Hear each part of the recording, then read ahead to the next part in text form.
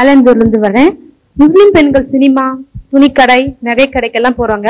ஆனா பள்ளிவாசலுக்கு மட்டும் போறது இல்ல. என்ன மெயின் காரணம்? சகோதரி சோபா அவர்களுக்கு நல்ல ஒரு சந்தேகம் தான் ஏற்பட்டிருக்கிறது.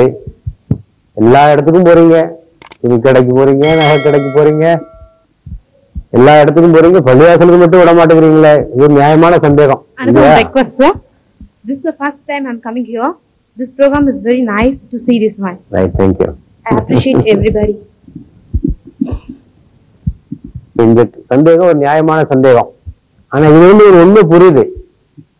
என்ன புரியுதுன்னா, இங்க எல்லாம் போறதுக்கு இஸ்லாம் தடை பண்ணலங்கிறது புரியுது.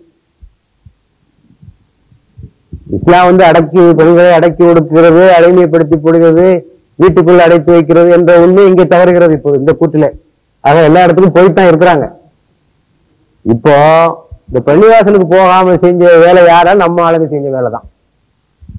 இஸ்லாம் ஒன்றும் தடை பண்ணல, பள்ளிவாசலுக்கு போகாதன்னு தடை பண்ணல.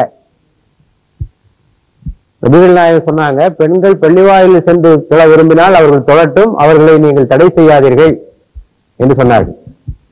அது சமயத்தில் இன்னொன்னு சேர்த்து சொன்னாங்க, கட்டாயப்படுத்தவும் செய்யாதீர்கள், அவர்கள் போய்த்தான் ஆக வேண்டும்.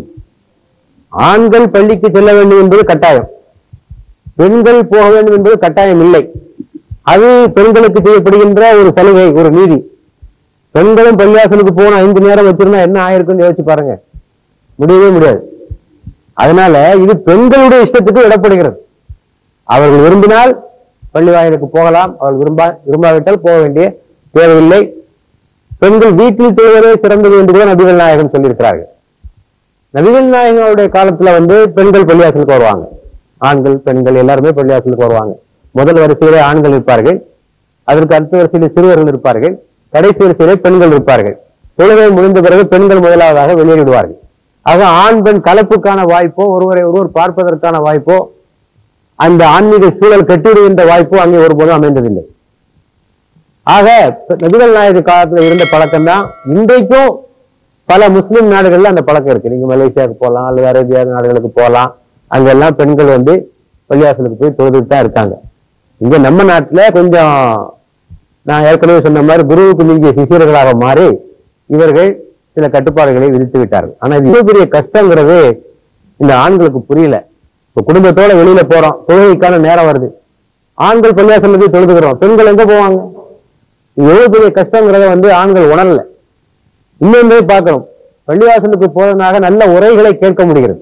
ஆண்களுக்கு அந்த வாய்ப்பு இருக்கு. வாரந்தோறும் வெள்ளிக்கிழமைகளிலே உரை நிகழ்த்தப்படுகிறது. இதை கேட்பதற்கான வாய்ப்பு ஆண்களுக்கு கிட்டுகிறது. இந்த வாய்ப்பு பெண்களுக்கே கிட்டுறதில்லை. இன்றைக்கு பெண்களுக்கு மத்தியில பல மூட நம்பிக்கைகள் நிறைந்திருப்பதற்கு இதே ஒரு காரணம். இஸ்லாம்னா என்ன, அடிப்படை கோட்பாடுகள்லாம் அவங்களுக்கு தெரியறதில்லை, அதை கேட்பதற்கான வாய்ப்பு இல்லை. இதுவும் அவர்களுக்கு இணைக்கப்பட்ட ஒரு அநீதியாகத்தான் நினைக்க வேண்டும். ஆக இஸ்லாம் தடை செய்யவில்லை, முஸ்லிம்கள் தான் தடை செய்திருக்கிறார். Another great doubt for me. இந்துக்கள்ல வந்து டெம்பிளுக்கு போவோம், அதே மாதிரி இஸ்லாமிய கம்பல்சரி போகணுங்களா இல்ல வீட்டுல இருந்துங்களாங்களா? கட்டாயம் போகணும்னு அவசியம் இல்லை, அவங்க இஷ்டம், அவங்க விரும்பினா போகலாம்.